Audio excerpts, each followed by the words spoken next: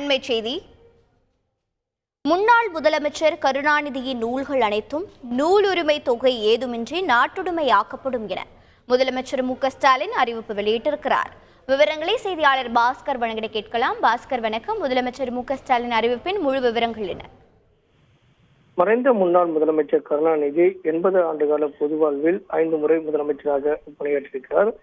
75 திரைப்படங்களுக்கு கதை, திரைக்கதை, வசனங்கள் எழுதியிருக்கிறார். 15 புதினங்களையும் 20 நாடகங்களையும் 15 சிறுகதைகளும் 210 கவிதைகளையும் படைத்திருக்கிறார். இது தவிர இதழ்களில் தலையங்கம் எழுதியிருக்கிறார்.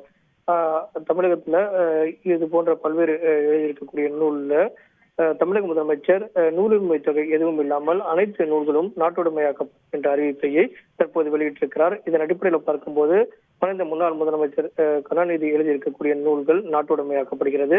நூலுரிமை தொகை எதுவும் இல்லாமல் அவருக்கு சிறப்பு சேர்க்கும் வகையில இந்த நூல்கள் எல்லாம் நாட்டுடைமையாக்கப்படுகிறது. நூல் உரிமை தொகை எதுவும் இல்லாமல் ஆக்கப்படுகிறது என்பதுதான் தமிழக முதலமைச்சர் மு.க.ஸ்டாலினுடைய உத்தரவாக உள்ளது. தகவல்களுக்கு நன்றி பாஸ்கர்.